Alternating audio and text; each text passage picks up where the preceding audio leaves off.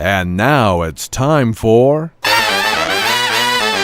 Omniversica, the greatest show on the internet, with your hosts, Dan Schneider and Art Durkee. Welcome to Omniversica, the largest radio show on the internet. Our monthly recording tonight. We're actually recording on the 100th anniversary of the Wright aircraft flight on December 17th, which I find somewhat interesting since we'll be talking about some things that dovetail from the advance of technology and ethics and art tonight. Here's my co-host Dan Snyder to introduce our first guest of the program, Godfrey Reggio. Well, on the first half of this show, we will be talking to Godfrey Reggio, and for those unfamiliar with the name, you may be more familiar with his most famous film, his first film, Cosmoetica, and he's done two other Cozzi films since then.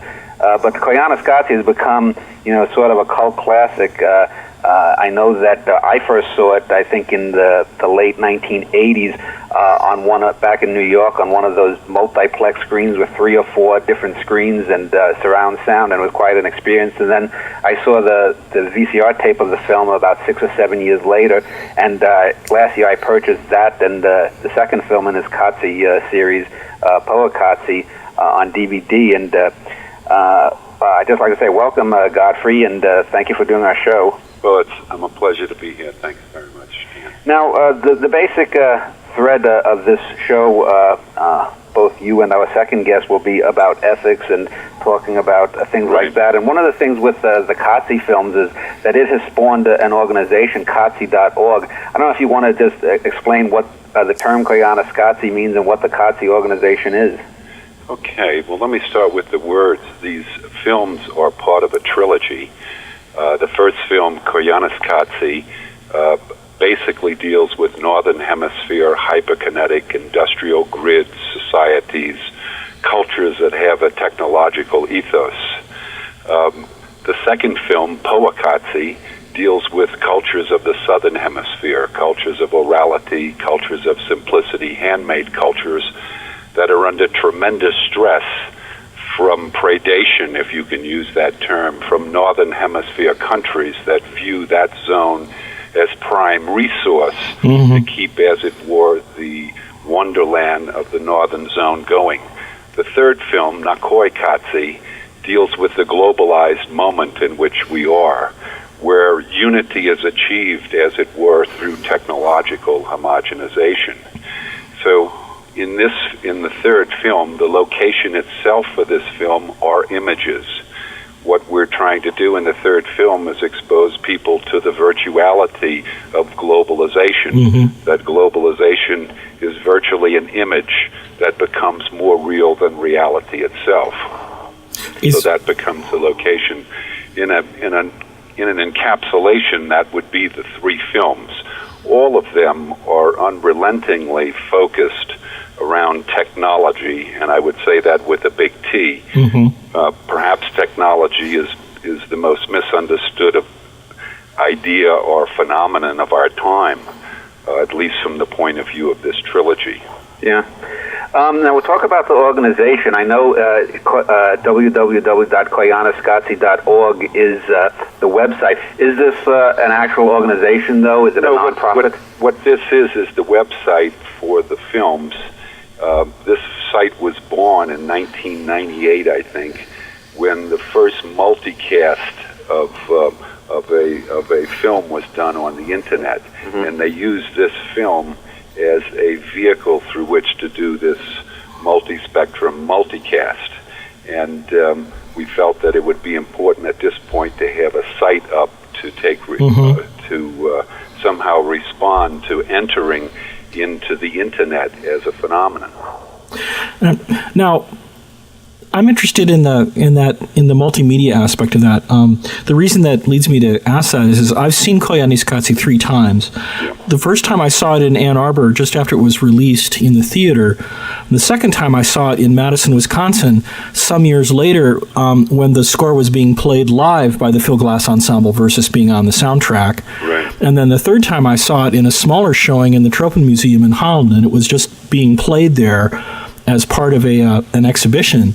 Right. This was, I believe, 1998. So I'm wondering, do you have a sense of incorporating as many media venues as possible in your work? I mean, some of the things that you're talking about remind me a little bit of, McLuhan's Global Village and some of those ideas. Right.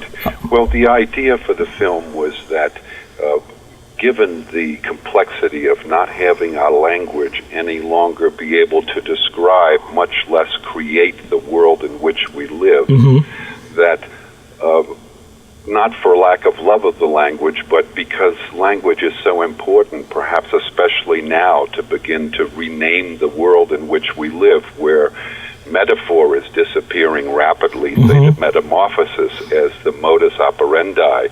So these films for me became a way of offering, in effect, 1,000 pictures to offer the power of one word. They were designed for 35 millimeter theatrical projection, as it were, in the new fire huts of the global world, which are theaters. Right. People sit in a dark room, light goes on. This is like the new terra firma. It's like the new church, as it were. So being interested not to present information, but in effect to have a communion with the audience in a free zone so that the person could feel what they wanted, much like if you see.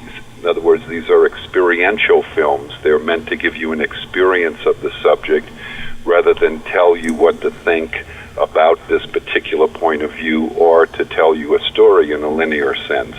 Well, Godfrey, I know when I spoke with you earlier today, you had mentioned some of your background. I just wondered if you could just give a sort of a brief bio leading up to what actually inspired the first film and the subsequent films. I know you had said that you had worked as in inner city gangs, with inner city gangs.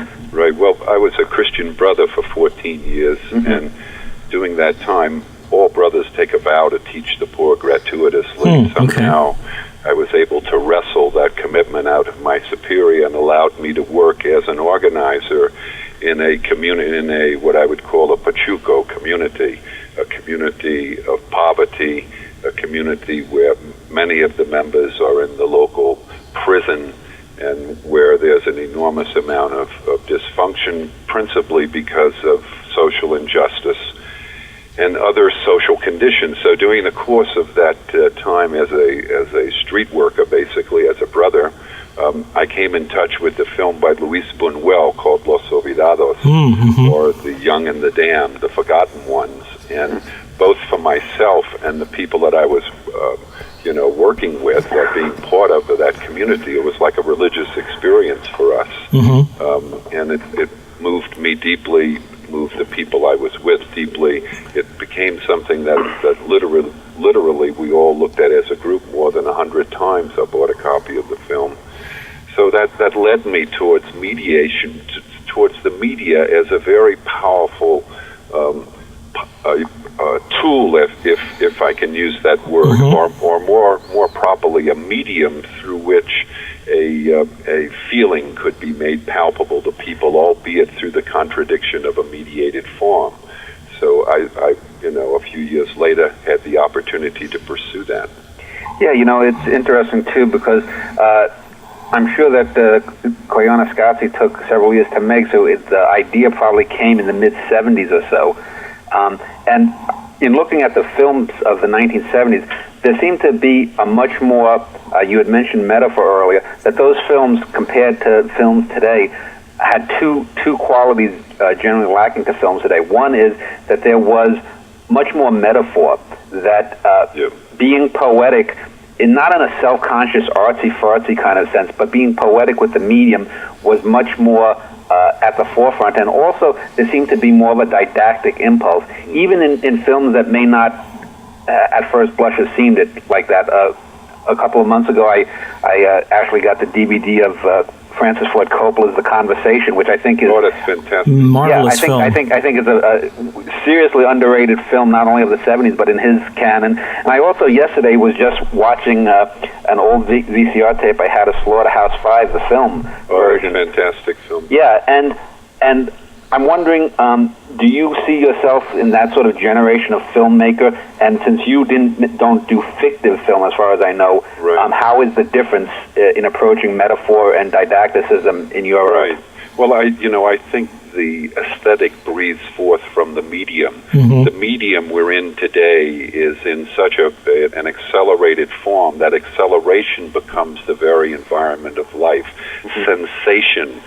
There's no more. In other words, you can be everywhere and nowhere at the same time. Mm-hmm. It's like the very terra firma we stand on has changed. So, what is art? What is ethics? What are didactic films as opposed to sensational films? I think those reflect the moment in which we live, where technique now, through digital technology, has allowed the filmmaking industry to produce not story, but a bombardment of the senses of the viewers through very high-tech, what's called special effect, where the whole film becomes like a litany of special effect, hardly held together even any longer by the clarity of a story. Right. The films like The Conversation and Slaughterhouse and these films you mentioned, another character was still in play. It almost seems as if it's ancient modernity, like 1,000 years ago, because of the acceleration that we're into now. Now, I think we're in the pulse of the digital domain, that the internet, digital technology, globalization, these are this is the medium that is breathing forth this homogenized aesthetic, as it were, where everything is tending to be more and more the same, under the argument that it's more democratic. So it's quite a conundrum, I think. And I know that your film, for whatever reasons, seemed to have more effect or less effect on filmmaking per se as it did on commercial advertising. Well, I think that, like you hear presidents and popes and, big religious leaders and cultural leaders evoke constantly, please, I hate this intense comparison, but invoke constantly ideals and gods and all of the noble morals, sentiments of people. Yeah. And continue to go about the collection of power and control and war. So it seems to me that what happened with Koyaanisqatsi, that we stumbled into a form of cinematic viewing called time-lapse photography that has been around since there's been photography, actually, but it's been used in a punctuation sense. It's never been used as a guiding language, as it were, in, say, a mass man medium like film. So I think young, bright people being barred up by advertising agencies, swallowed because of financing, that they look not for what's popular, but they look for language of image, because that's the world we're in. So I think some of the form of pixelation is virtually ubiquitous in the world of advertising right now. Yeah. Well, let's end this segment, and when we get back, we'll talk a little bit more with Godfrey Reggio about his films and art in general. And we're back. My name is Art Durkee with my co-host Dan Snyder. We're talking this month with Godfrey Reggio, and we wanted to talk a little bit more about ethics in this segment. Dan? Well, Godfrey, I wanted to talk. You mentioned certain things about society, and one of the things that I wanted to you like to talk with people about is generally their opinions on things. And I know that Koyaanisqatsi has often been viewed, rightly or wrongly, as a political film, and so has the subsequent films. And I'm just wondering, as far as politics and art, do you see one as predominant over the other? And did you, when you were making the first film at least, have any idea, or was the political intent or a didactic element at the nub? Yeah. Let me start this way. I think if there's any place for shock and awe, it's not in politics. Shock and awe belongs to art. And while that word has been hijacked by museums and the entrepreneurs of the sales of art gangsters basically, and put into high form and high finance, art as an intrinsic response to the life we live is a very powerful medium. Its power is precisely that it has no intrinsic meaning. It's not about knowledge, it's about communion. So its power, as it were, is its mystery. That's its attraction.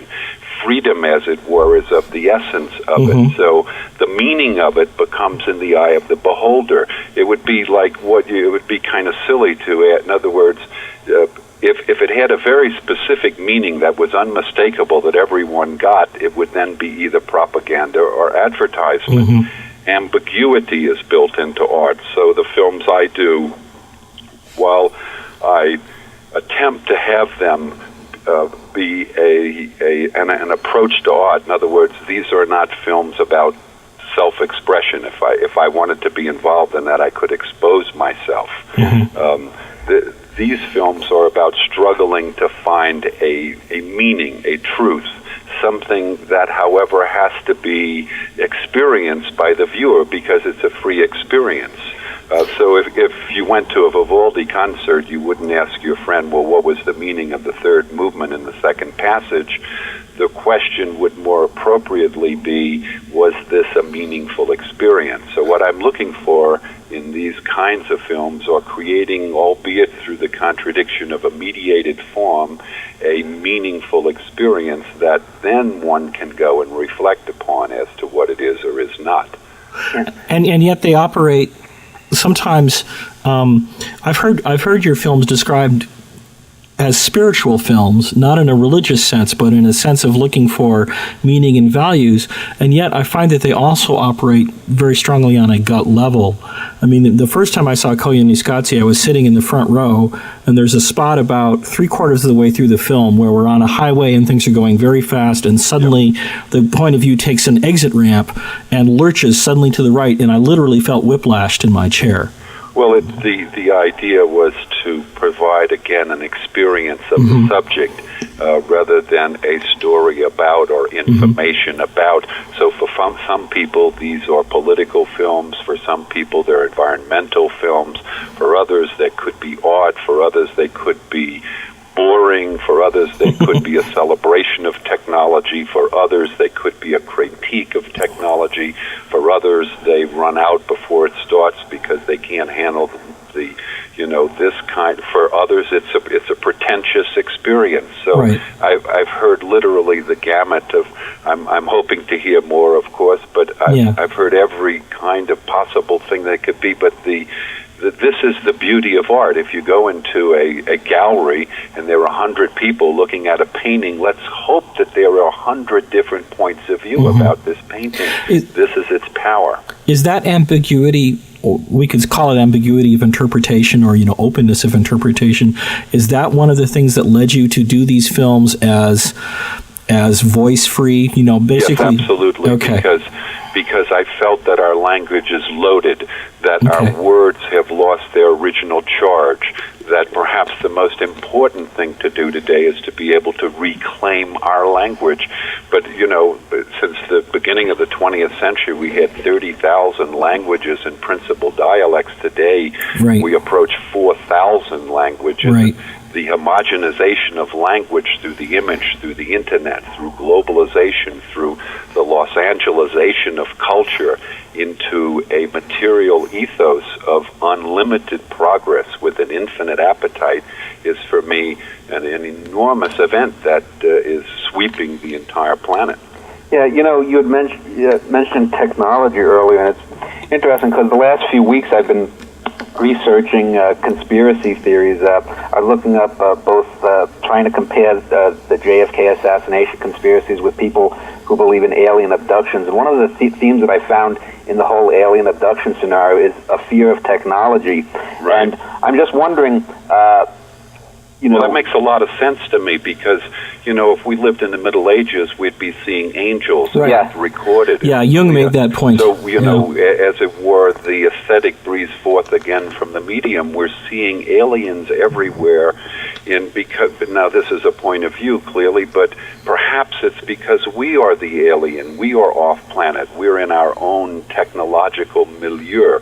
We feed off of the Earth. Of course, it's here, but we're not. We are are in effect becoming the environment that is now our new terra firma technology. So is there fear? You bet, because of the pathological behavior, the loss of meaning, the standardization of life, mobility to the point of vaporization of value, of family, of point of view, of language itself. So the interesting thing the point I wanted to make was, in the last 15, 20 years especially, there has been what I would call, a sort of rise in excuse-making. People don't take responsibility for their actions. And I'm wondering if sort of the big big teeth of technology has sort of insulated people to such a degree that they cannot function the way they used to be. That most of certainly Western society has been coddled. I read an article recently too that one of the major reasons that people have allergies now is because kids aren't exposed to the usual germs that they were 50 or 100 years ago. Right. Well, I think that in a sense we become the environment we are part of. We have senses. We become what we hear, what we see, what we taste, smell, touch. In that sense, when we talk about cyborgs, it's no longer in the zone of science fiction. It is now that we're living the fiction of science. We are all now in this heavy technological zone where we don't use it but live it, where it is the orb of life itself. We are in that measure becoming cyborged. Right, and when you say, I think you're correct, and I agree. In Maine, I think you're saying that technology has become the center of the life rather than a tool to use in life. It has replaced. I'm talking about it in environmental terms, not in terms of environmentalism. I'm not talking about the effect of technology on the environment. That is a big question, of course, but I'm talking about, from my point of view, something more fundamental to the ethos of a technological culture, and that is how technology becomes the new terra firma. Acceleration becomes the environment. It's not the effect of on politics, religion, arts, society. It's that now everything is situated in technique as the new ground we walk on. And in that sense, we're all, to answer your question, we're all in that sense in an altered state. Marx asked this great question: is it the content of your mind that determines your behavior, or your behavior that determines the content of your mind? Well, all of us are on track, pathologically involved with behavior that we are becoming, in effect. Yeah, and technology itself, again, is not the problem. It's the way we use technology. Because for every person, I would disagree with that. I don't ascribe to the idea of the neutrality of technology. I think technology has built into it an intrinsic direction or politic. That technology is at the point now beyond this use or misuse. Our very lives are predicated on it. We can't live. We can't have food. We can't have medicine. We can't have shelter. We can't have anything without technology now. So it's kind of a catch-22. Granted, but for example, for every person who may download and listen to our conversation and have and enjoy it, there are going to be 10 or 20,000 people that just spend the day downloading cheap porno. But here's the thing, if I may be argumentative and dialectic a bit. I look at my participation, to be as clear as I can, as like a vaccine, if I can be so bold.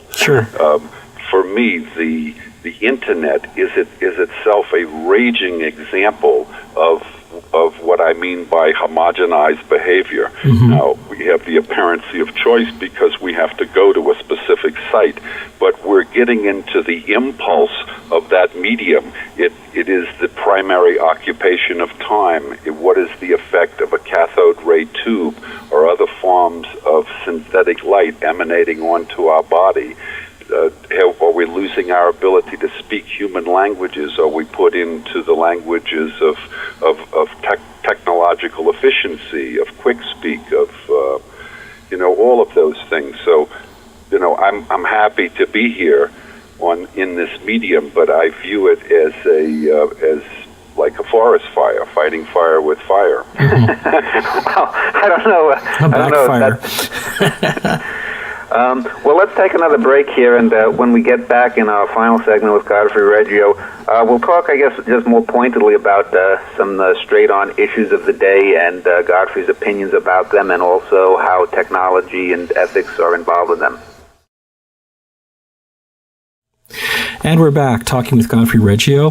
Godfrey, since we're talking about technology and ethics, and we've mentioned the internet, and even the fact that this show is downloaded for people to listen to with streaming audio, I've been having a discussion about morals and ethics with some musicians of mine, all of whom are friends of mine through the internet, through this one email list that we all subscribe to, that we all play the same musical instrument called the stick.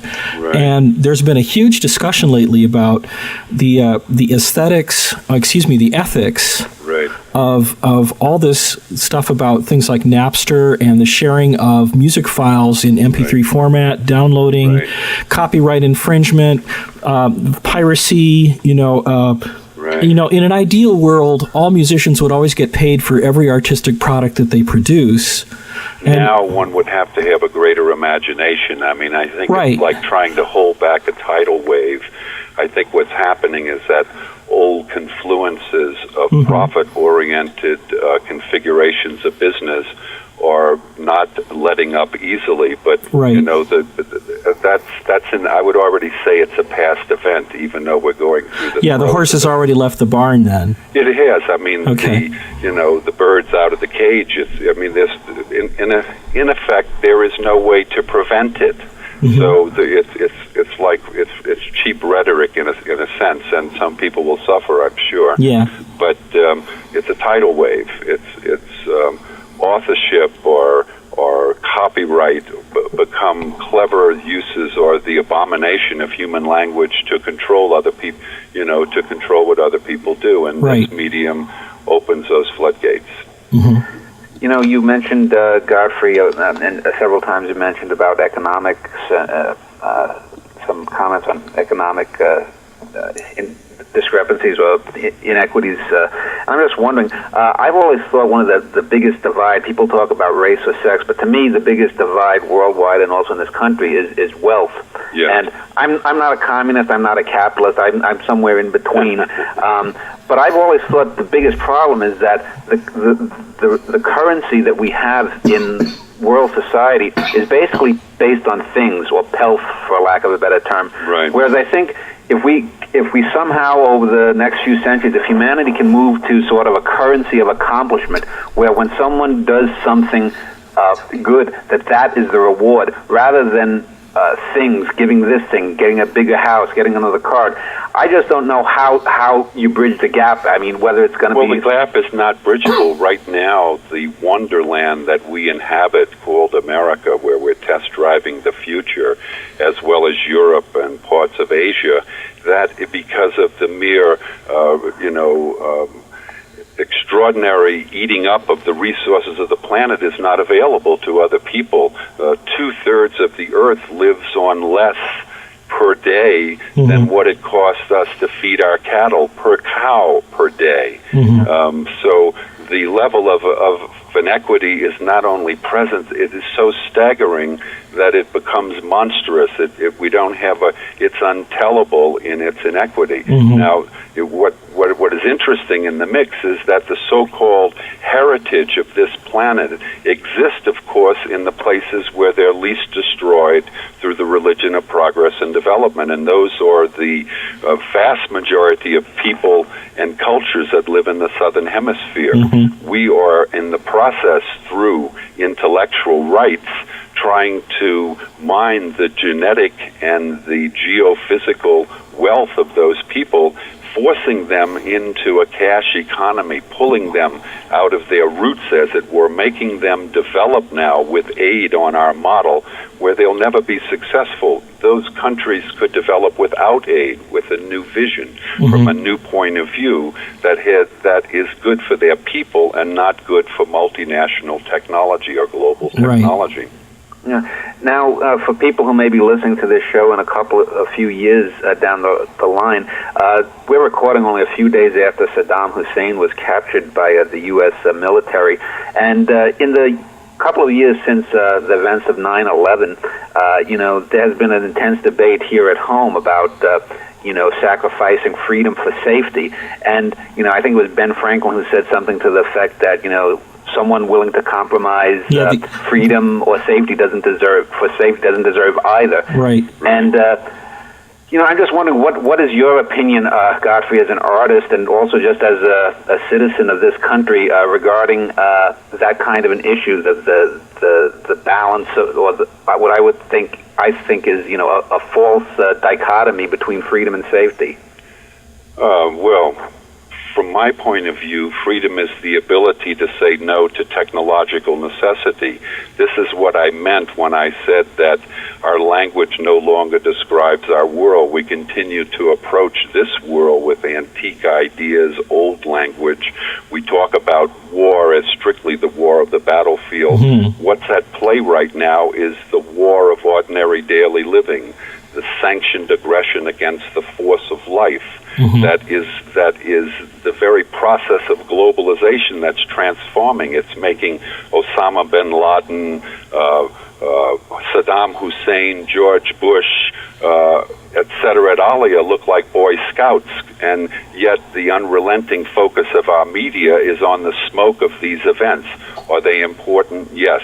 But liberty is the ability to not be determined by the environment in which you live, not to live through necessity, but our environment is technological.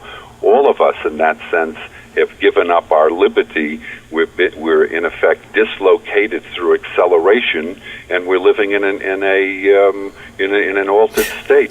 There's a great moment in the 1980s TV show Max Headroom. It's just sort of a throwaway comment, but I think it was very profound.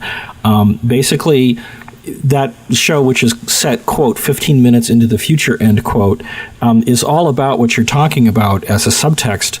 And there's this one moment where one of the characters goes home and, the TV is on. And what he does is he throws a blanket over the TV to turn it off because TVs in that world literally have no off switch. Right. Is that approaching kind of what you're talking about? I'm saying that this is the very it's the very blood of life itself. Mm-hmm. The very, and yet we can't see it. It's like Einstein said, the fish will be the last to know water. Right. We'll be the last to know this because we've become completely entranced by it. We have no distance from it.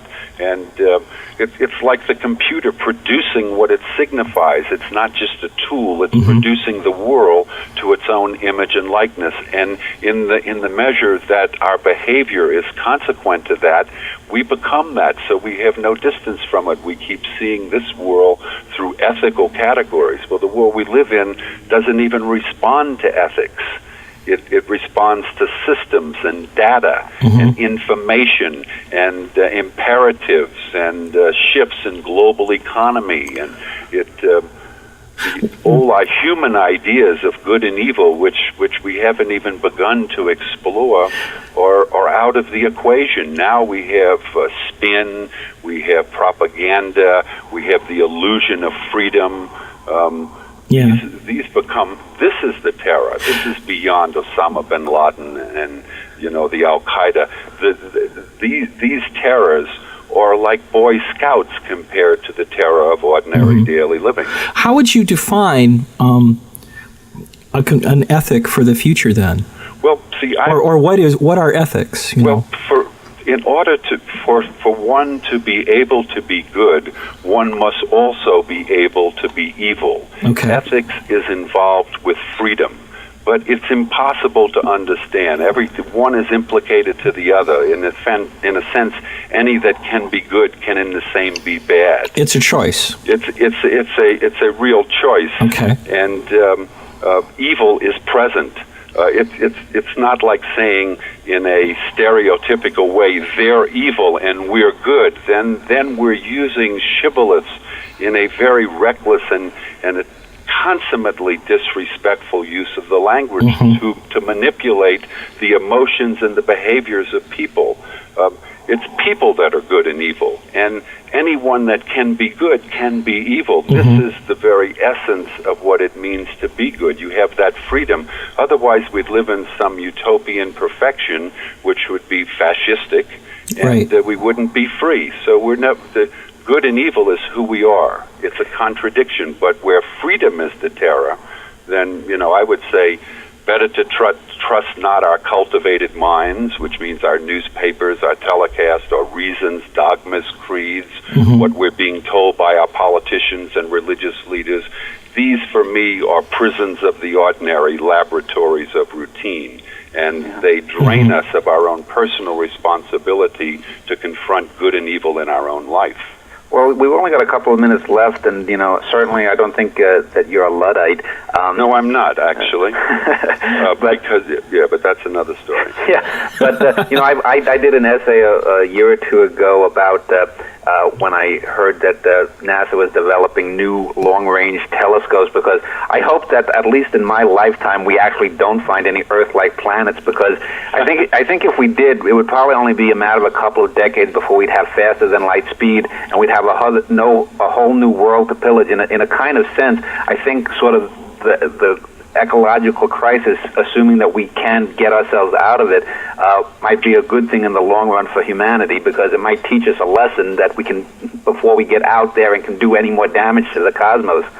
But anyway, I just wanted to thank you for appearing on our show, Godfrey. It's been a pleasure. Thank you very much for having me. Thank you very much. Let me just ask briefly, though, what films are in the future for you? Oh, well, I don't, I'm working on stuff now, but it'd be like trying to tell you what a persimmon tastes like. So, until I have something that I can manifest, then I'll try to bring it out. But yes, I am working on a project now. Okay, excellent. Very happy to do so. Well, again, thank you for appearing on our show. And again, anyone interested in Godfrey's films or learning more about them can go to www.koyanisqatsi.org, and that's KOYAANISQATSI, koyanisqatsi.org.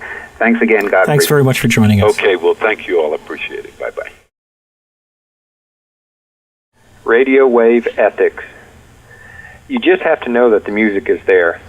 It's walking beside you on those dim gravel roads, bouncing radio electrons through the passing pine trees and weeds, beating past your skin, skull, intestines, and bones. The music's always there, even when you don't have a way to hear it.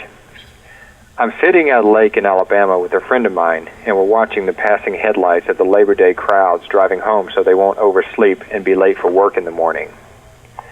Instead of worrying about getting back to our own homes, my friend and I listen to the radio play country music. You see, my friend works as the program director of the radio station we're listening to, and he comments on every song that is played. For example, when the 1970s work anthem, "Take This Job and Shove It," blares out, he declares that you can't have a Labor Day without a little Johnny paycheck. I would give my friend's name, except that I'm about to talk about the worst thing he ever did in his life, and he's begged me not to ever tell anyone what he did. He says he's afraid of how it would impact on his career, or family, or reputation. So call him Bob. Bob is not his real name, but this is what he did. When Bob was in college, one of his best friends was beaten up by a redneck in a pool hall. To Bob's knowledge, his friend didn't do anything to deserve this. So a few months later, Bob and a couple of others found this redneck at another bar, and they beat him up and broke his arms and legs with baseball bats and pipes. I know this because Bob tells me the story while we were sitting at the lake on Labor Day. I ask him why he is suddenly telling me this story, and he says that most of his memories are tied in with whatever is playing on the radio. Kind of like how smells bring back memories for some people, he says. Turns out the radio we've been listening to just played a song that he last heard when he was about to beat up that redneck. Bob says he's always wondered about the power of radio. I mean, he says, you listen to a CD and you know what music's coming up. Pop in some damn Britney Spears on a drive to the grocery store and Britney's going to be bopping along until you tell her to stop. But radio, you never know what might come up out of there. Haven't you ever had the experience of being at a stoplight, flipping a station, and the exact perfect song you needed for the exact perfect moment comes on? Some song you just couldn't have picked for yourself even if you'd known what you wanted. He then rambles about how radio is sine waves, endlessly curving electromagnetic waves going up and down, jumping through all of us. In one spot you hear them, in another you don't. He says they exist between you and me, within you and me, and all around you and me. However, if you don't have a receiver, you'll never know they are there. I want to tell Bob that radio waves sound like ethics. I want to ask Bob about the ethics of an eye for an eye, about the ethics of supporting your friends, about the ethics of me not giving Bob's real name in the story so that he doesn't have to risk his boss or wife or anyone else ever finding out what he once did. But instead of saying any of this, I'm silent. The Labor Day crowds are almost gone, and with them the passing headlights that illuminate us as we sit by the lake. The radio is still tuned to the station Bob works for, and suddenly a new song comes on, a song I've never heard before. Hell yes, Bob says, turning up the volume. I just chose this song for the playlist the other day. It's a hell of a song to hear.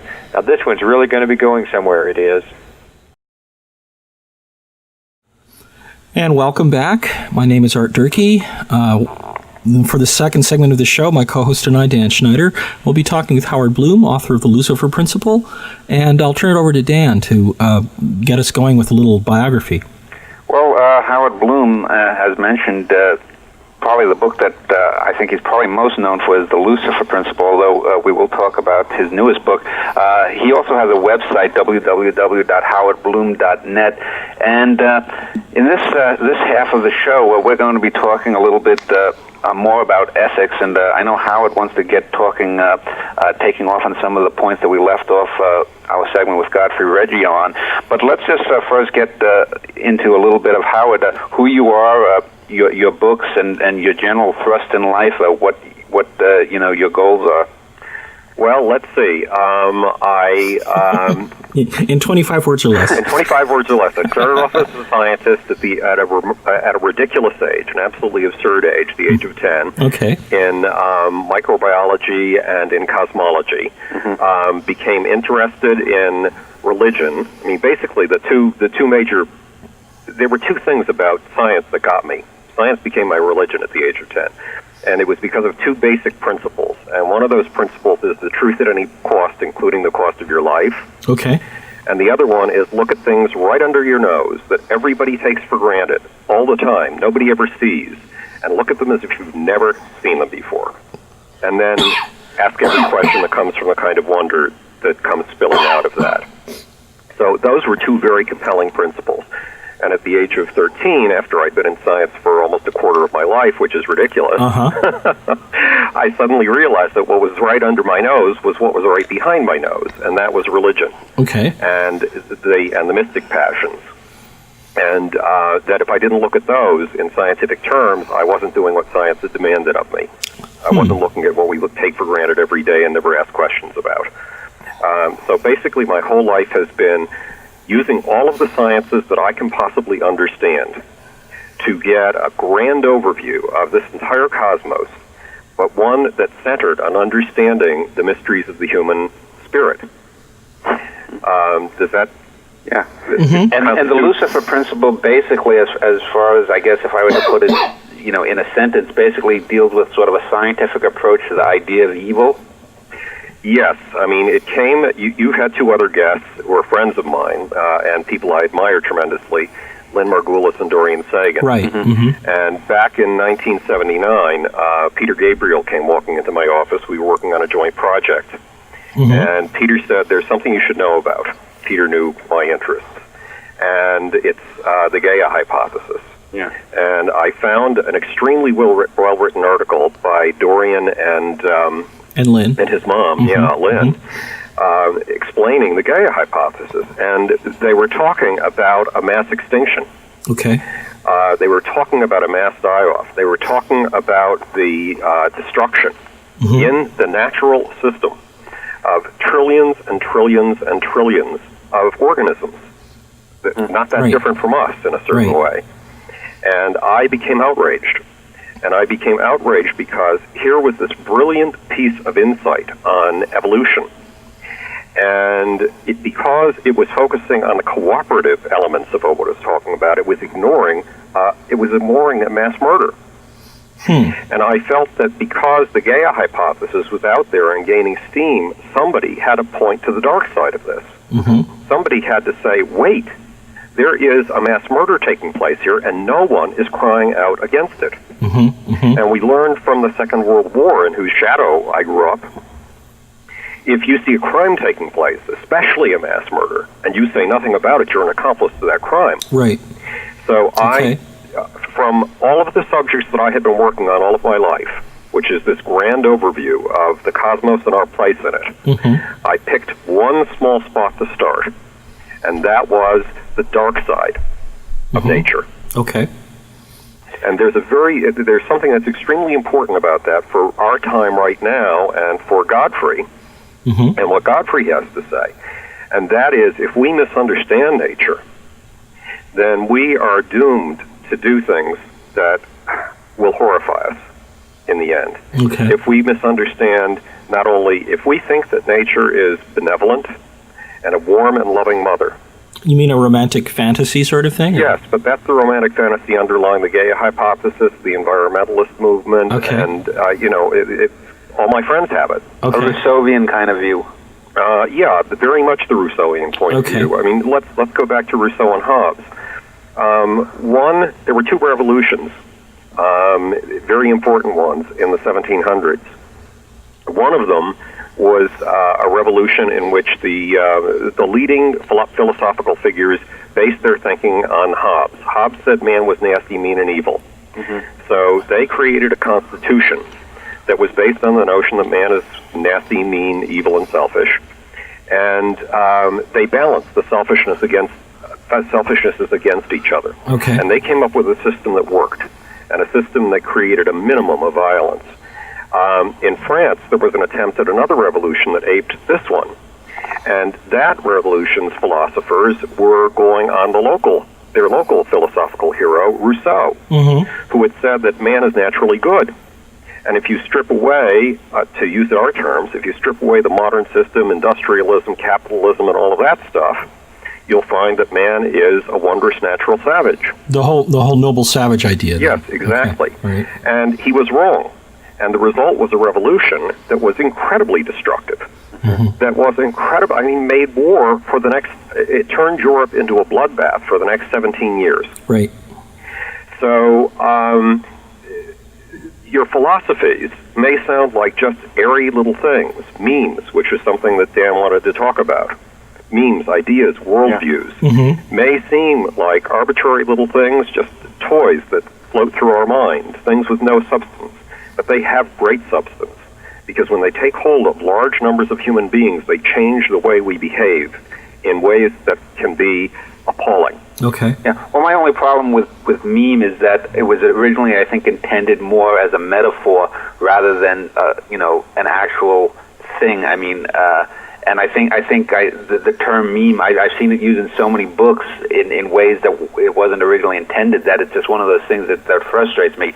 But before we get off on that, and also on the Reggio thing, let's just, if you could just briefly tell us about your latest book and what that entails. Well, Global Brain is a book in the Lucifer Principle. Not only did I focus on the dark side of Mother Nature and how that manifests itself in us human beings and how it deceives us. I mean, one important thing to get at in the Lucifer Principle is, Dan, in your notes, you have stuff on the mundanity of evil. And you've had me thinking all day about this concept, which we've both probably taken for granted most of our lives since it came up in the wake again of the Second World War, of the mundanity of evil. And it isn't that evil is mundane, it's that evil is idealism. Evil is idealism run rampant. The Nazis didn't do what they did because of an Adolf Eichmann type bureaucratic mentality. They did it because they were committed to it. They did it because back in 1920 or so, the kids in Germany, no, it was 1928, the kids in Germany were going so crazy for a sense of meaning in their lives, a sense of something transcendent, a sense of something bigger than themselves to which they could dedicate themselves, something that would give themselves meaning, that they were forming clubs, waiting for a leader who would deliver to them a sense of something higher than themselves. Right. The leader came along in 1933. Right. And took over the country. Right. And, the interesting thing is, a few months ago we had a filmmaker named Josh Becker who was talking about this poor CBS film on the rise of Hitler, this telefilm, and how the film totally missed the idea that this guy had to have something to convince people. Hitler has been portrayed as a cartoon-like figure, but how did 40 or 50 million Germans follow this guy? There had to have been something that he was appealing to. Hitler was one of the greatest artists of mass emotion of all time. And we ignore that at our peril. Yeah. We're in a similar problem today. There's another mass artist or artist of mass emotion. There's several right now. Well, there are several, but not in the United States, unfortunately. In fact, not in the Western world. None that I know of in the Western world. I would say that Paul Wolfowitz was one of those people. Well, except that he likes to stay in the shadows. Yeah, he stays in the shadow. He's not a public figure. Right. The one who's become a pop culture idol, and that's when you make the biggest difference. Okay. Is when you dominate the pop culture of your time. Is Osama bin Laden, and he is the greatest idealist on the planet today, or at least the greatest preacher of idealism. Okay. The people who fight for him do not fight for him because they want to achieve something selfish for themselves.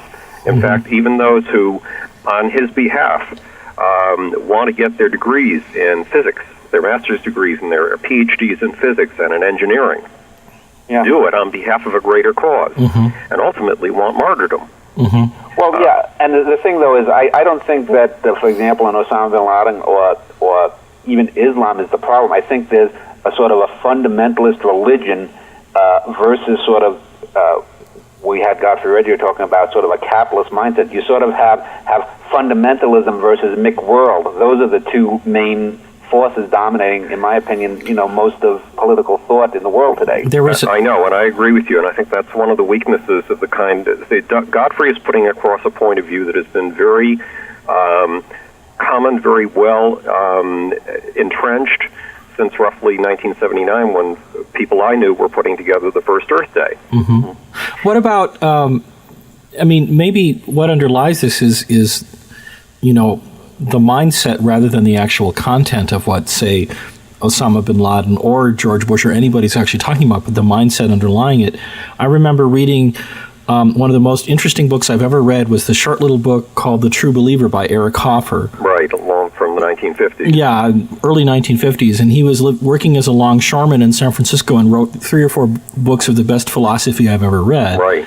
And The True Believer basically made the point over and over again through example and through case studies, as well as through theory, that you can be a fanatic about anything. Right. And that fanatics are the problem, and fanatics about pick cause X, whether it be fundamentalist religion or capitalism or science or whatever, the fanaticism is the problem. His viewpoint. The fanaticism is the problem, and the fanaticism is the answer. I mean, everything in nature is filled with paradox. Okay. And a life without idealism would be a life not worth living. That's why people like Heisenberg were so hungry for a leader who could give them a sense of transcendent meaning. Well, then how do we cope with idealism? I mean, well, we have to watch ourselves very carefully, and it's very, very difficult because idealism is almost always based on a couple of things. It has it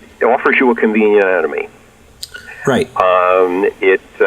Even in the cases of the idealism of the West, take socialism. It gives you the capitalist as an enemy. Take in New York and in certain areas of Santa Monica, for example, anti-landlordism is very popular, and it's an outgrowth of socialism, and it demonizes landlords. Okay. These are human beings. I mean, there's a wide variety of them, but it demonizes them totally as a class. So there's always somebody that we're demonizing as an anti. There's always somebody we're demonizing as an anti, and there's usually a utopia that we're trying to achieve. Okay. Well, let's pick up on that in our next segment. Let's take a break here, listen to some music, and when we get back, we'll continue with Howard Bloom. And we're back talking with Howard Bloom. Dan, you had a point that you wanted to talk about?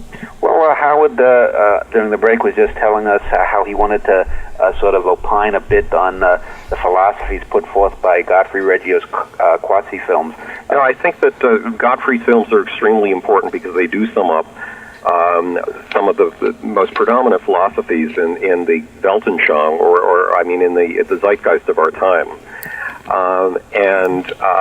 One of the things we have a real problem with is that we have a Western culture, and it's produced some of the most astonishing things on the face of this planet. And we have no way of seeing its transcendent meaning. And without a sense of transcendent meaning, life is nothing. Okay. So unless we can begin to understand the transcendent meanings in our culture, and unless we can begin to redirect our culture toward those transcendent meanings, we're going to be in big trouble. Okay. Because Osama is able to sell his points of view based on idealism and meaning. He sells a sense of meaning that's beyond belief.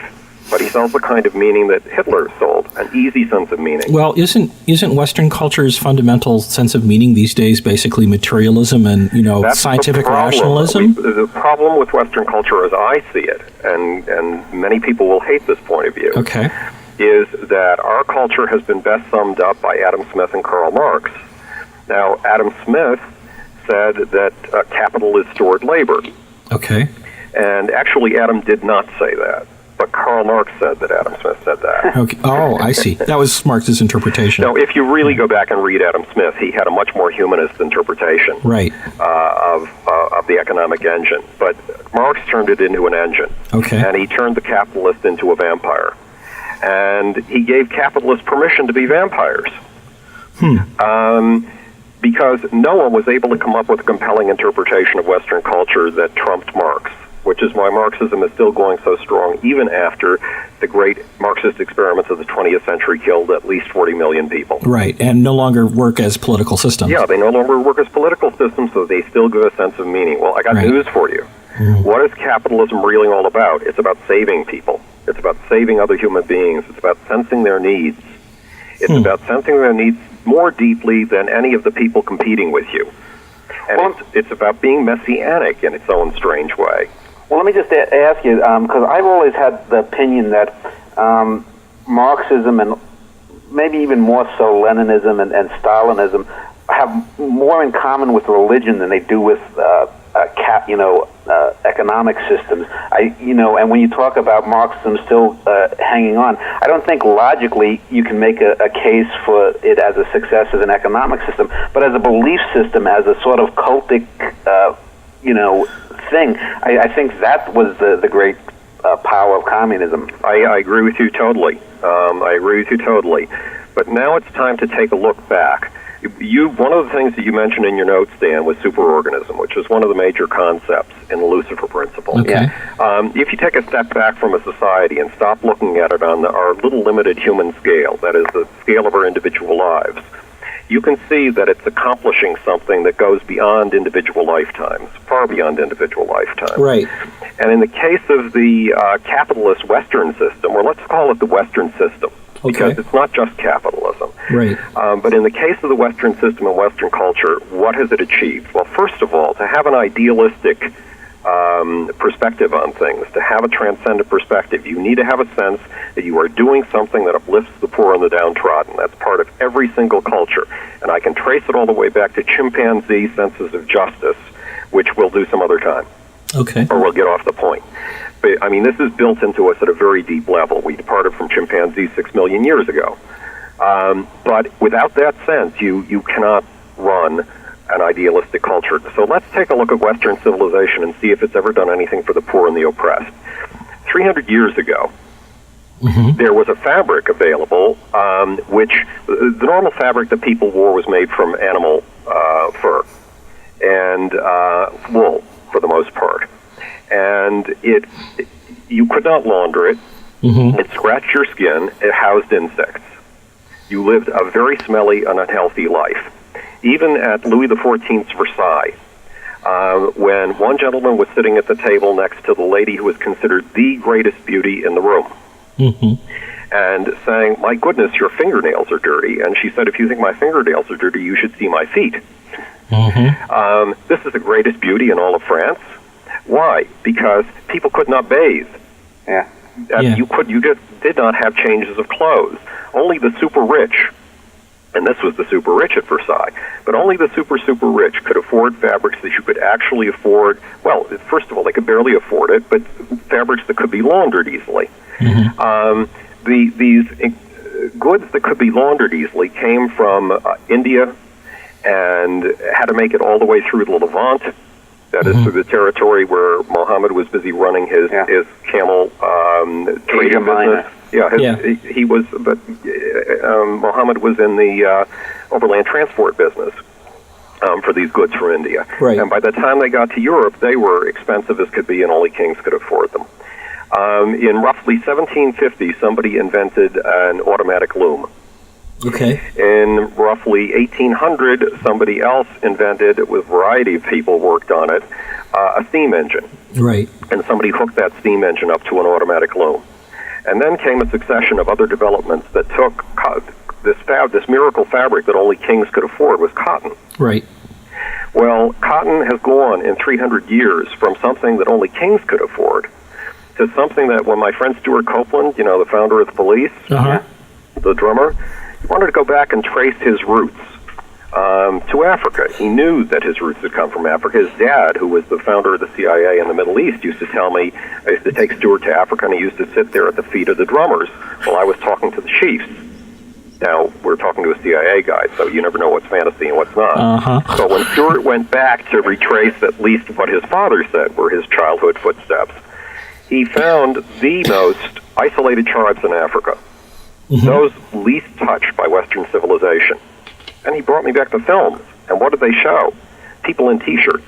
Yeah. People in Nike caps. Right. People wearing cotton. People wearing cotton. So in 250 or 300 years, this civilization, going beyond the lifetime of any single human being, has delivered to the poor and the oppressed the goods that only kings could afford. And along with that came, along with cotton, and another revolution in making artificial ingredients that led to the soap industry in the 19th century.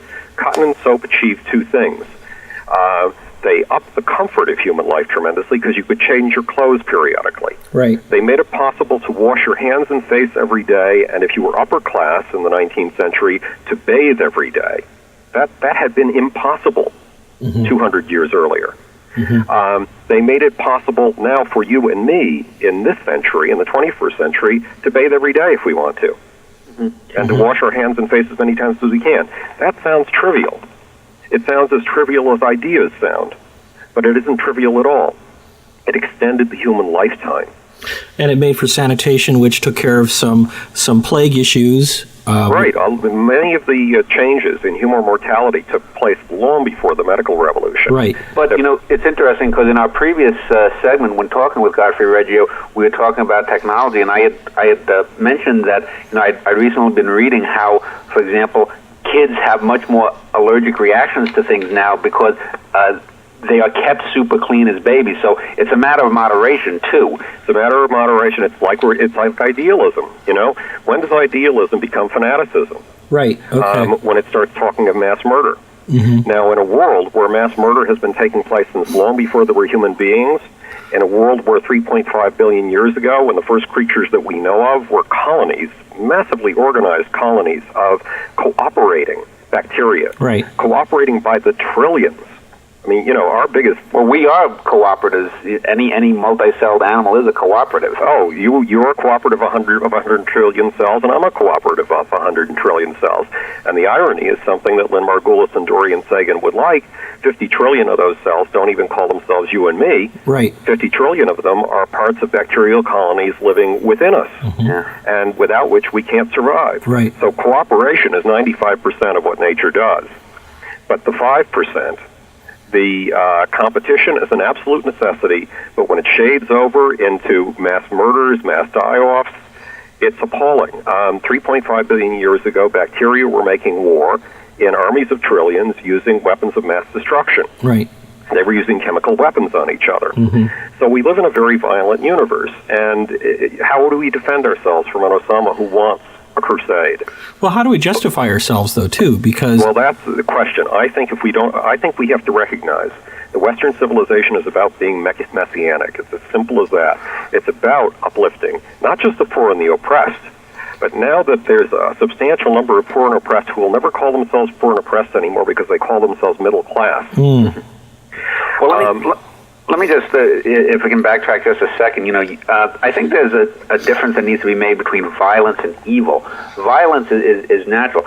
Evil is something I think that comes from a conscious decision. If a lioness brings down a gazelle, I mean, there's obviously going to be violence there, but it's not necessarily evil because this is what that beast needs to survive. There's a fundamental difference between that violence and the violence of, a Ted Bundy going out and stalking some women, or even a smaller violence like some, middle manager taking out their frustrations on the poorest guy at the lowest end of the totem pole. So, well, okay, those forms of personal, what would we call them? I guess we'll call them personal evil for the moment. But those forms of personal evil are not the real problem. The problem is when you've got a gestalt, when you've got a worldview that gets hundreds of thousands and millions of people organized. Yeah, and but get them organized. You can't get the organization, though, unless you have those thousands of little managers that are willing to, let the little evils go by. I don't think. Now that's the great insight that came after World War II, and yet there's something missing in it, and that is that the only difference between an evil man and a good man, in most cases, is that an evil man is a true believer in what we agree with, and an evil man is a true believer in what we disagree with. I mean, I can describe Osama's points of view to you because I read every one of his speeches in ways that would make you want to join. Right. Because he's hitting on a whole bunch of instincts that are deep inside of you and me and Art and everybody listening to this. We all need this sense of transcendence, and he sure as holy hell is delivering it, and we're not. But we have the goods. What has militant Islam done to the 57 nations of the Islamic world, especially to the Arab nations, where it's been more in the ascendant than it has been, let's say, in Indonesia and Malaysia? Right. It's impoverished them. The standard of living in Egypt is abysmal. It has gone from being at the low end of things to below the low end of things. Since 1951, Egypt has gone to having, by many, many scales of standard of living, like the number of deaths in childbirth, it's gone below sub-Saharan Africa. That's what a system dedicated to militarism has, and to belief. The guy who got this started, Gamal Abdel Nasser, wrote a little green book. You can only write a little green book, a little Bible, if you have a system of belief that other people will passionately dedicate themselves to. Right. So what we have to measure, no system is inherently good or inherently evil. We have to measure every move that we make to make sure we're not crushing other human beings. And we have to measure, and this is very difficult, we have to measure the benefit of everything that we do, too. Right. And that's very hard because, again, you can't measure the benefit. It was Aeschylus who said, never judge the quality of a man's life until you've seen his final day.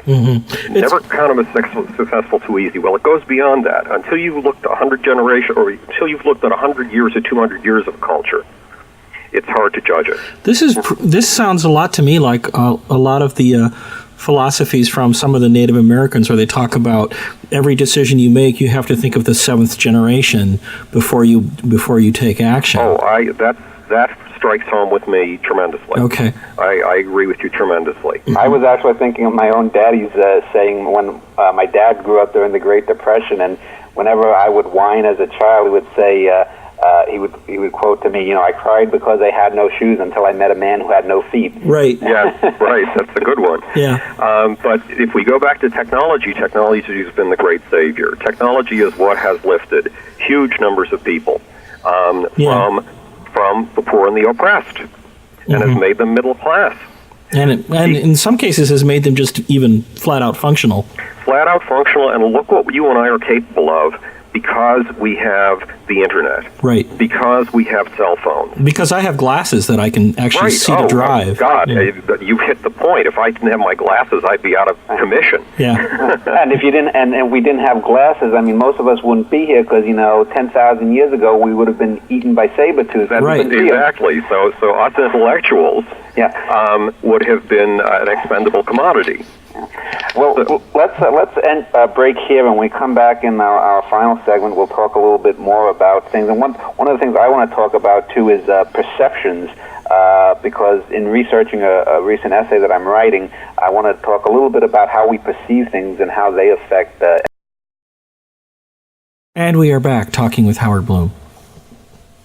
Well, I wanted to talk a little bit about perception. The last few weeks, I've been researching and writing a long essay having to do with people's ideas about conspiracies, basically the JFK assassination and UFOs. And one of the interesting articles I came across was an article that compared current women's pornography with abduction scenarios. But it got me thinking, and also along the lines of perceptions, also how in the last 20 or so years, people's fear of crime in the United States has skyrocketed, yet by every indication, in the last 25, 30 years, all major crime has decreased. And there's this schism between reality and what's being perceived of as reality. And I'm just wondering, in talking about systems, we can talk all we want about the effects of a particular system, a belief system, a political system, but how it's perceived is as important, if not more important, than reality. The whole game that Hitler played so brilliantly was one of perception and emotion. I mean, you can't affect perception without affecting emotion, and you can't affect emotion without affecting perception. If we go back to the science of cognition, which is all about perception, and actually the science of perception itself. I mean, I've had some of the greatest experts on perception sitting here in this room with me, and they don't understand that perception is led by emotion, and emotion is coupled to perception. Do you mean in the sense partly of the personal filters that we put in the way between the information that's coming in and what we actually pay attention to? Well, yes, and those perceptual filters are in the limbic system, and those filters, which are filters below the level of even those you would recognize as perceptual filters, they have to pass on everything that gets up to your perceptual system. They have to either say thumbs up or thumbs down to this coming impulse. And that's the process that's ironically called mediation, I believe. Well, it's called mediation, but it's all emotional because the limbic system gives an emotional valence to something. And if it's got a positive or a negative emotional valence, if it turns us on or if it's something dangerous, it's going to get into your system. You're going to perceive it. If it doesn't have an emotional valence at all, it's discarded. You never even get to see it. It never gets past your thalamus. It never gets to your perceptual system. So perception and emotion are hooked, and it's a big mistake to think that they're in any way separated. Dan, you put your finger on a very interesting problem. I know my wife, because of an appetite, which even I, who am supposed to be an expert in media and perception, I can't quite put my finger on it, but she, like most humans, is attracted to gore. She doesn't know it, but it means that she watches the local news shows. The local news shows compile a list of every single murder you can imagine. And they give you a picture of the world that's far more violent. I mean, every study that's been done on people who watch a lot of local news has shown that those people tend to judge the world as about 50% more dangerous than people who don't watch local news, and it's about 50% more dangerous than it actually is. Why the appetite for violence? It probably goes back to way, way back in time, ants. When there's a catastrophe in the community, when there's a break in a wall, for example, of the hive, we'll send out an alarm pheromone, and that alarm pheromone brings everybody running. And there's a good reason that everybody comes running and goosenecking the way that, because the ants gooseneck the way that we gooseneck or rubberneck when we see an auto accident or on the highway. But why?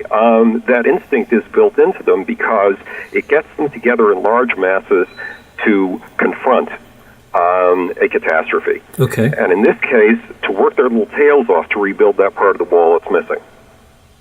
Or if there's an intruder in the hive. It brings them running. You're making me think of the media coverage of the 9/11 terrorist attacks that I was glued to the TV, as was everyone in the country and around the world. And then eventually the TV was glued to you. They showed the same thing over and over and over again until it... Well, I think one of the things, too, is when you are in a heightened state, you are, in a sense, more alive. This is one of the reasons that you have daredevils and thrill seekers out there, people who bungee jump. And adrenaline junkies. You absolutely put your finger on it. We need excitement, whether it's for the good, for the better, or for the worse. But what we really need as an organizing factor in all of this excitement is an ideology that's compelling and an ideology that's true. Now, in a world where we're always approximating truth and we hopefully get better and better at it generation after generation, there is no truth. But again, we have a Western culture which has managed to achieve these incredible things, like putting cell phones in the hands of just about every human being you see on the street. And that's allowed forms of networking you wouldn't believe, in the same way that the glasses have allowed the three of us to have a life we wouldn't have had back in the days that Dan was talking about, when we would have been out of the tribe when we were kids. We wouldn't have stood a chance. Technology is doing that today by allowing people who are so strange that they could not find a mate in their own city to roam the virtual world, looking for someone who resonates to their frequency, and then finally finding a mate from possibly 2,500 miles away or more who fits in perfectly. I don't know if you've run into this with... I have, actually. Yeah, and I've been running into it a lot. Yeah. Well, this is a remarkable thing. And in the same way that our glasses sustain us, the myopic people of the world, relationships of this sort are sustaining some people who are very odd and whose oddnesses may benefit society in enormous ways. Okay. Someday. Well, yeah, and I mean, another, that just brings to mind, I was thinking, I read somewhere, and I can't remember whether it's a magazine or whatnot, but people were talking about probably some of the most frustrated people had to have been people whose talents or latent talents who either came too early in human society or too late. In other words, there may be someone who will be superhuman or humanly good at operating faster than light spaceships, but right now they're frustrated and banging their head against the wall, and they're taking Prozac to calm them down because they can't apply their talents. And yet there might be people, too, who have great woodcraft working skills who can't find work today because their era has passed them by. And it just strikes me that there's a lot of human problems maybe have to deal with that kind of being out of sync. I think you're absolutely right. It's a very good observation, and the most heartbreaking example of that was Vincent van Gogh. Now, think of what Vincent van Gogh would have been if Van Gogh had had access to the World Wide Web. In all probability, he would have found other people who resonated to his frequency. Well, he would have been able to sell something, I think. He would have been, even if he weren't able to sell something. Imagine that he were in a community of avatars. The virtual world people. Right. There's a little film called Avatara, and it's something that you should see sometime. The people who made it sent it to me from Vancouver. And basically, it brings you into the world of people who use avatars and virtual worlds. Okay. And you realize these are people who have no place in normal society, but in this virtual world, oh boy, do they have a home. So it's like Dungeons and Dragons, too. Something like that. And the old days of the mods. Right. Remember the mods? Yes, I do. You're talking about a lot of my friends here.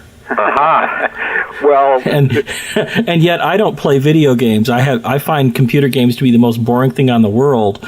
But 65% of my friends fit this profile you're talking about. Right. Well, that gives them nourishment. Exactly. That keeps them alive. Exactly. Now, again, and connected. If we don't see that Western civilization is all about bringing spirit to life, what are we talking about? Saving human souls. We're talking about saving a Vincent van Gogh. What's the value of that? It's enormous. Okay. It's enormous. We're talking about, with Dan, we are talking about saving the 100,000 Vincent van Goghs who never even got to lift a brush to a palette because their medium hadn't come along yet. Yeah. Well, can I just say something personal about that? In fact, that's exactly how I feel as an artist, because until Photoshop came along, I was a frustrated visual artist. Right. And now I am doing pretty well as a visual artist. And I have been taking photographs in my mind all of my life. Exactly. But when I was a kid, I had to take them in my mind because I couldn't master the mechanics and the mathematics of the f-stop. Right. And when I got my first little handy portable camera that didn't need any of these things. Yeah, the automated exposures, right? Yeah, and my digital camera. Yes. All of a sudden, I was able to take the pictures that I had literally been framing in my mind for decade after decade. Now, finally, I could show them to another human being. Yeah, I've had that experience too. Yeah. Well, in a chapter that I'm writing for an upcoming book, that's called Transubstantiation. Okay. It's taking spirit and giving it flesh.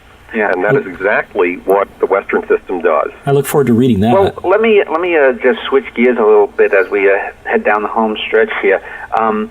You mentioned a film called Avatar, and there's a film that I, in the last few months, had actually got a DVD of, and I think it's a terrific film, and I want to just expound on that for a second and then ask you some questions. It's a film called 13 Conversations About One Thing, and it was by a woman named Jill Sprecher, and it has a wonderful performance by Alan Arkin. It's basically 5 interrelated tales about these people who deal with their frustrations in trying to seek happiness. And I think one of the major points made in the film is that people seek influence. And most people do it if you're Joe Average by hopefully having a genius child or something. This is one of the immortalities, procreation. As an artist, I think every artist, myself included, and I don't know whether you consider yourself an artist or a scientist, but we want to shout, "I'm here." That's why those handprints are up in the caves where people, made, stencils of their hands. That's why I write a poem so that someone in 1,000 years might go, and I'm just wondering, the need to get beyond the self, is that part of the reason that we go into group systems, we become part of superorganisms, that we become, we join religions or join political parties or do anything in a collective manner, is that there's this need to feel that we made a difference? Absolutely, because the transcendent feeling we're talking about is the feeling of contributing to something larger than yourself, the feeling of contributing to something 7 generations down the road, as your father said, and that's what makes life meaningful. Now, the fact of the matter is that what we accomplish in this camp, first of all, which is a richer payment? A payment in money or a payment in the kind of recognition, Dan, that you're talking about? The recognition of knowing that you will have an influence that endures for 7 generations. Which would you rather be? The defrocked head of Enron, who is going to live the rest of his life in shame, although with lots of money to console him, or someone who, like Van Gogh, has had an influence that will endure generation after generation after generation? Of course, you want to know about it in your lifetime. Well, of course. And if you look back, say, to the 1600s, people know of a Milton, they know of a Shakespeare, they know of a John Donne. But can you name the top 10 richest people in Britain at the time? No, you can't. And so, at any rate, which is the greatest payoff? Well, within the capitalist system, it's extremely important to recognize that the greatest payoff is in terms of your contribution to your fellow human beings. In fact, that what we really seek as human beings, the greatest profit that we seek, is the recognition of other human beings for what we've contributed to their lives. And let me just ask you, because this film that I mentioned, 13 Conversations About One Thing, deals very, I think, honestly, and I'm not a big believer in honesty in art. I think that's a lot of bullshit that a lot of politically correct like to say. But I think this film deals honestly with randomness, and I think very few people like to admit that life is very chancy. I mean, and I think one of the reasons we do seek influence or we do seek meaning is because at a gut level, whether we're looking to create religions or not, is that we know that the difference between being Bill Gates and being the guy down the street might be a random event that happened, 27 years ago when you were in the crib. That's just my opinion. I'm wondering if you agree with something. Well, I agree with it, but I want to read you something that's at the beginning of Global Brain, which is my latest book. And wait a minute, we go past all of these quotes up at the front, because we're going through the computer file for a second here, and we're trying to find a quote. Here it is. This is Don Juan speaking. By heaven, this is worse than your cant about love and beauty. Granted that the great life force has hit on the device of the clockmaker's pendulum and uses the earth for its bob. Granted that the history of each oscillation, which seems so novel to us, is to us, the actors, is but the history of the last oscillation repeated. Nay, more, that in the unthinkable infinitude of time the sun throws off the earth and catches it again 1,000 times as a circus rider throws up a ball, and that our age-long epics are but the moments between the toss of the catch. I, my friend, am as much a part of nature as my own finger is a part of me. If my finger is the organ with which I grasp the sword and the mandolin, my brain is the organ by which nature strives to understand itself. Then the devil says to Don Juan, what's the use of knowing any of this stuff? Don Juan says, why, to be able to choose the line of greatest advantage instead of yielding in the direction of the least resistance. Does a ship sail to its destination no better than a log drifts no whither? The philosopher is nature's pilot, and there you have our difference. To be in hell is to drift. To be in heaven is to steer. Now, when I'm talking about the importance of understanding the underlying, the implicit values in our culture, the implicit transcendent values of our culture, the value of being messianic toward our fellow human beings, saving as many souls as we can in our generation and in the next 7 generations beyond us, I am talking about giving our civilization that rudder with which to steer. Okay. Sure. Yeah. Well, I was also thinking when you were reading the quote there, and I was just looking over some Walt Whitman today, and he's very much in that sense of the cosmos as part of it. People tend to think of themselves as apart from nature rather than being in nature. And I've always, for example, when people talk about whether something is natural or man-made, well, if it's man-made, there is a certain naturality about it. If it's man-made, it's absolutely natural because we are nature's fingertips. Yeah. We are her latest. Once upon a time, 300,000 years after the Big Bang, there had been was this giant crack-em-up, this giant collision soup, this giant batch of little billiard balls bounding into each other at speeds 100 times the speed of a bullet and then ricocheting off each other. That's all there had ever been. And if the three of us had been sitting around a cafe table and watching this go on for 300,000 years, and you had told me that something new was about to occur, that some of these particles would find each other and begin to rotate around each other, and that from that would come something that you and I couldn't describe, first of all, I'd say, what are you talking about? They've never done this before. They're not going to do it. I've seen them for 300,000 years. These little crack-em-up balls that are smashing into each other constantly are never going to start revolving around each other like little nuclear families. And suddenly, at about 380,000 ABB, it happens. And guess what happens? New emergent properties come out of these little circles of electrons around protons. Those new properties are things we take for granted. We call them hydrogen, helium, and lithium. We call them atoms. An atom is an emergent property. It's totally unnatural if you look at it in terms of its past. Totally unnatural. It had never existed before in this cosmos. Our technology is an emergent property. It's an emergent property of us, who are piles of protons that we're managing to survive, that crack them up. 13.7 billion years ago. Then the internet is the emergent property of the human consciousness. And internet is an emergent property of the human consciousness. Human consciousness is an emergent property of the protons, not just the 100 trillion cells of you, which are only 3.5 billion years old in terms of their nascence, their original appearance. But you literally are composed, and I am too, of protons that are 13.7 billion years old. We are an emergent property of protons, and so is the internet. And so is our dreaming of what comes next. And transubstantiation, this thing that happens in Western civilization more than it happens anyplace else, taking stuff out of the realm of fantasy, bringing it into reality, making it a part of the mundane material reality, and in turn standing on that new material reality and having whole new kinds of dreams.